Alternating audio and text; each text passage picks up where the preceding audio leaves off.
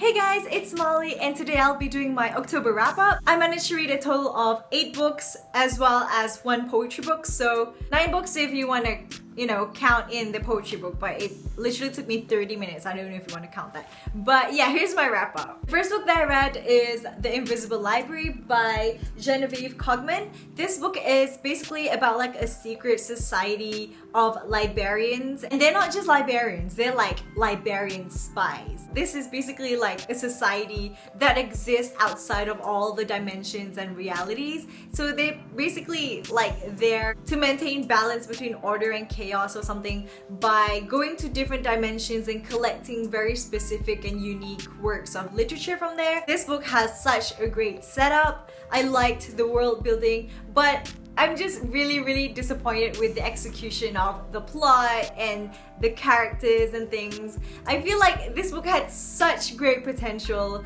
but didn't quite reach up to it, so I'm rating this a 3.5 out of 5 stars. The next book I read is Jellico Road by Melinda Marquetta. As you probably know, my friend Soraya, she has been telling everyone to read this, so I finally got around to reading it and I finally understand all the hype that she's been bringing to Jellico Road. I understand why she raves about it so much because it is such a great book. It is a very unique contemporary. Like these days when you think of young adult contemporary, you sort of already have an idea what it's about or what the characters will be like. But in Jellico Road, it's just so different. I've never read something like this, and it's not just about romance at all. It's a lot about friendship. I absolutely loved how Marquetta can write friendship bonds the way that she does, and in this one there's like 2 different squads and they are like all the goals. I actually filmed a review but I accidentally deleted it. Then I forgot everything I was gonna say, so that was such a fail.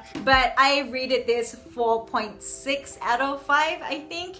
I really enjoyed it. I really recommend it to anyone who likes contemporary. Do keep in mind though that the first couple of chapters are really confusing and it might even make you want to stop reading the book, but just hang in there, keep reading, and soon things will start making sense, and when that starts to happen, you'll just be blown away. And yeah, loved this a lot. Thank you, Suya, for making me read it. And then I read a poetry book called Letters to You by Almas. I got sent a copy to be reviewed and I absolutely loved it. This is my first time reading a poetry book, to be honest. This was basically a book about love and I absolutely loved how it was written. You can read the pages individually if you want, but if you read it from the start, it sort of tells a story. I just love that I can relate to it, at least at the start. And then when she's actually describing about what it feels like to be in love, it makes me want to fall in love as well. And I've always been sort of insecure about love, so I don't know, like I feel like the author really captured what I feel really well. So I felt really vulnerable at some of the poems and I dog-eared some of my favorites. I would highly recommend it. I'm rating it a 4 out of 5 stars. I don't really know how you're supposed to rate poetry books, but yeah. Also, thank you so much to Almas for sending me a copy. You should also follow Almas's Instagram. She posts a lot of her poetry on her Instagram and it's really great. And then I read Fateful by Claudia Gray. So this is basically a retelling of Titanic, which is super cool, except in this one, the girl is like a servant and the guy is like a privileged person. And in this one, there's a twist of fantasy as well, so that's really cool. And I just really love how Claudia Gray writes.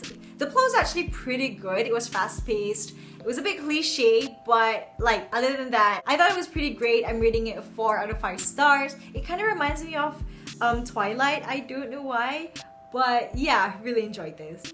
Next, I read Froyo of the Exiles by Melinda Marquetta. This is the second book in the Lumiere Chronicles. The first one is Finnegan of the Rock.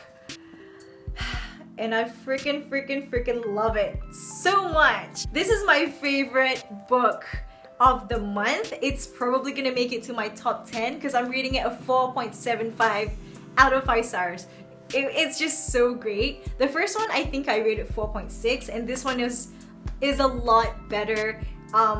For one thing, it really gripped me from the start. Finnegan of the Rock took me a while to get into, but this one is just absolutely brilliant from the start, and all the twists and turns and the really complex plot is just so brilliant. So cool how she slowly reveals the secrets and the truth, and you're just there like, how did she do this? And the characters are so amazing as well. I love Roy so much. He has one of the best character developments that I've ever read. And I also really loved the romance. It was frustratingly good. I'm not sure if it's for everyone because I know there are some people who didn't like it, but like, I'm one of the people who wants to shove this down people's throats. So yeah, thank you Soraya for making me read this, and now everyone should read it as well because it's so great. Next, I read Empire Storms by Sarah J Maas. This is the 5th book in the Throne of Glass series. I made a discussion video for this book. You guys can check that out if you want. I really enjoyed this book, surprisingly. I was really prepared to like not like it because KL wasn't in the book, and that really bothered me. With that aside, I actually quite enjoyed this book. I'm rating it a 4.5 out of 5 stars.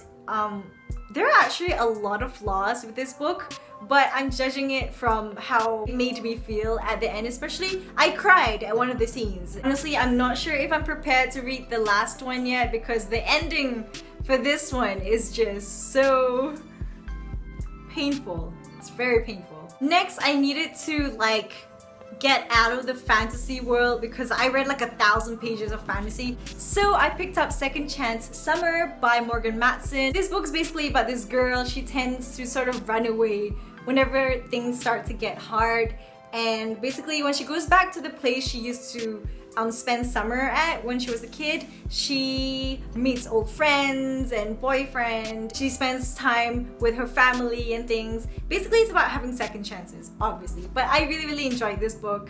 I feel like it's you know when you always read books about grief and you sort of just read about how people feel after a death has occurred. In this one, you sort of go through the process of seeing someone about to leave you forever, and I feel like the development towards that was so good, and in the end there was so much feels.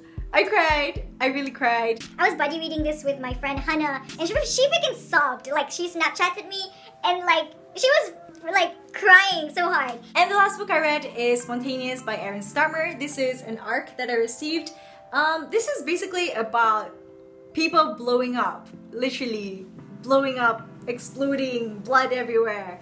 So basically, the main character, Mara, yeah, she was sitting in class one day and suddenly one of her friends just blew up, and then other people started blowing up a while after that, and people are trying to figure out what's causing these teenagers to blow up. Is it drugs? Is it people being not straight, or is there some sort of conspiracy from the government or something? So yeah, this is a pretty refreshing young adult contemporary in my opinion. It does have an element of sci-fi to it, and you'll know why if you read this book. I quite enjoyed it to a certain extent. I'm rating it a 3.8 out of 5 stars. I have a lot of problems with it, but for the most part it is quite an enjoyable read, especially because of the writing. The main character has such a snarky personality. She's really like honest and straightforward, and she has a really cool way of telling the story, and I really liked that, except it sort of got draggy at some parts, and her attitude sort of annoyed me after a while. I think the first chapter was like so good. It was so gripping. It was just so promising. So I think that's why I was a little bit disappointed when it didn't stay consistent to that really great start. So yeah, 3.8 stars for me. So yeah guys, these are all of the books that I read in the month of September. Comment down below if you read any of them and what you thought about it. And I hope you guys have a great reading month next month. And I'll see you guys in the next video. Bye!